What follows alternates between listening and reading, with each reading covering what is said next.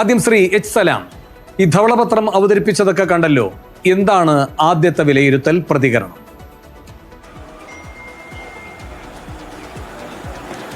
ഒന്ന്, ഏറ്റവും സുപ്രധാനമായൊരു കാര്യം, നമ്മുടെ സംസ്ഥാനത്തിൻ്റെ ധനകാര്യ സ്ഥിതിയെക്കുറിച്ചിട്ട് പുതിയ ഗവൺമെൻറ് സ്വാഭാവികമായിട്ടും അത്തരമൊരു ധവളപത്രം പുറത്തിറക്കുമെന്ന് പറഞ്ഞു.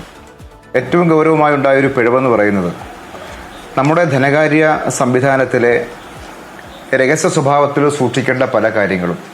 അപ്പോൾ അത്തരം ചില കാര്യങ്ങൾ നമ്മുടെ സർക്കാരിൻ്റെ പുറത്തുള്ള ചില ആളുകളുടെ കയ്യിലേക്ക് എത്തി എന്നുള്ളതാണ് ഒരു പ്രധാന സംഗതി. ഇതാണ് ഇപ്പോൾ നമ്മുടെ ധവളപത്രം അഞ്ചാമത്തേതാണ്. 1987 നയനാർ ഗവൺമെൻറ്, പിന്നീട് ആന്റണി ഗവൺമെൻറ്,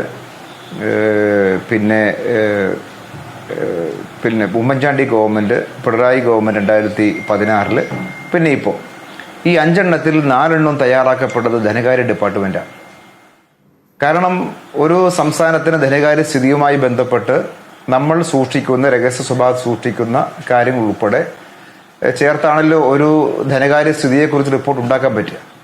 അത് ഗവൺമെൻറ് പുറത്തുള്ള 3 പേരെ ചുമതലപ്പെടുത്തി അത് ഏൽപ്പിച്ചിട്ട് ഒരു റിപ്പോർട്ട് ഉണ്ടാക്കി എന്ന് പറയുന്നത് യഥാർത്ഥത്തിൽ സഭയോട് തന്നെ കാണിച്ചിട്ടുള്ള ഒരു അനാദരവായിട്ട് കാണാൻ കഴിയും. ഒരു ചട്ടലംഘനം എന്ന് തന്നെ ഒരുപക്ഷെ പറയാൻ പറ്റുന്ന നിലയിലാണ് ഈ തയ്യാറാക്കൽ ഉണ്ടായിരിക്കുന്നത്. എങ്ങനെയാണ് ഈ രഹസ്യ സ്വഭാവ രേഖ ഇവർക്ക് ഏൽപ്പിച്ചു കൊടുത്തോ, ഗവൺമെന്റോ മുഖ്യമന്ത്രി കൊടുത്തോ? അങ്ങനെയാണ് ഇവർ തയ്യാറാക്കിയത്.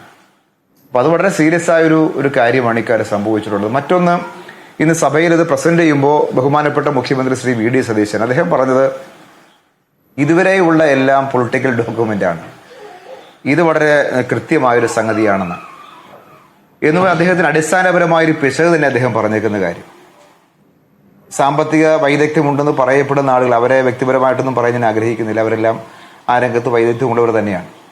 പക്ഷെ അങ്ങനെയുള്ളവർ തയ്യാറാക്കുമ്പോൾ പൊളിറ്റിക്കലായി യാതൊന്നുമില്ലാത്ത സംഗതിയാണെന്നും ഒരു സർക്കാരിൻ്റെ പ്രവർത്തനങ്ങളെ എക്സിക്യൂട്ടീവിൻ്റെ ഭാഗമായി നേതൃത്വം കൊടുക്കുന്ന ഉദ്യോഗസ്ഥരടങ്ങുന്ന ഒരു സംവിധാനം തയ്യാറാക്കിയാൽ അത് കേവലമായൊരു പൊളിറ്റിക്കൽ ഡോക്യുമെന്റ് ആണ് എന്ന മട്ടിലാണ് അദ്ദേഹം ഒരു സ്റ്റേറ്റ്മെന്റ് നടത്തിയേക്കുന്ന കാര്യം.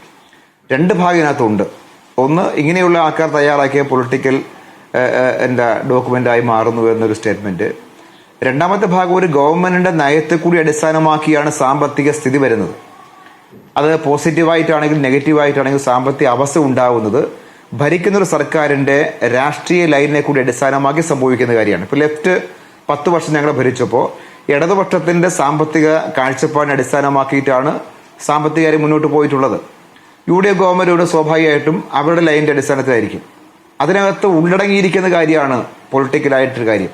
ഒന്നത്, അപ്പൊ സ്വാഭാവികമായിട്ടും ഈ പറഞ്ഞ അങ്ങനെ ഒരു സ്റ്റേറ്റ്മെന്റ് അദ്ദേഹം നടത്തി.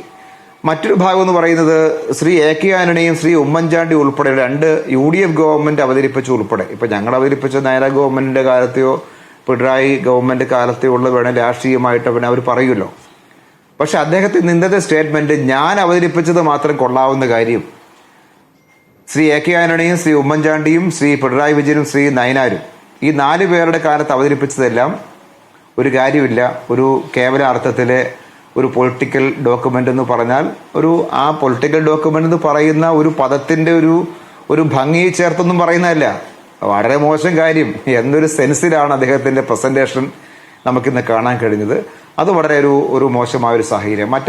പിന്നെ ഒരു കാര്യം എന്ന് വെച്ചാൽ അതിലൊരു ബേസ് എന്ന് പറയുന്നത് എന്താ, അതിൽ പല കാര്യത്തെയും ഒരു സ്വകാര്യവൽക്കരണത്തിലേക്ക് നയിക്കാൻ പ്രാപ്തമാകുന്ന ചില സൂചനകളാണ് ഇതിലൂടെ കാണിച്ചിരിക്കുന്നത്. അല്ലാതെ ഒരു സ്റ്റേറ്റിന്റെ ടോട്ടലായിട്ടുള്ള ഒരു ധനകാര്യ അവസ്ഥയെ പറഞ്ഞിട്ട് ഈ അവസ്ഥയെ മറികടന്ന് കൂടുതൽ മെച്ചപ്പെടാൻ, നമ്മുടെ സ്റ്റേറ്റ് കൂടുതൽ മെച്ചപ്പെട്ട് മുന്നോട്ട് പോകാൻ ഇന്ന വഴിയിലൂടെ നമുക്ക് സഞ്ചരിക്കാൻ കഴിയും എന്ന തരത്തിലേക്കുള്ള ഒരു ഓൾട്ടർനേറ്റീവ് ഉണ്ട് അതിനകത്ത്. ഏതാണ്ട് ഒരു ഓൾട്ടർനേറ്റീവ് എന്ന് വേണേ തോന്നാവുന്നത് ശരി, വളരെ സുപ്രധാനമായ ചില കാര്യങ്ങളിൽ ഞങ്ങൾ ഈ പൊതു സംവിധാനം വിട്ട് സ്വകാര്യ മേഖലയിലേക്ക് കടക്കും എന്നൊരു സൂചനയാണ് ഈ ധവളപത്രത്തിന്റെ ഒരു ഭാഗം നോക്കിയാൽ നമുക്ക് മനസ്സിലാവുന്ന ഒരു കാര്യം അതാണ്.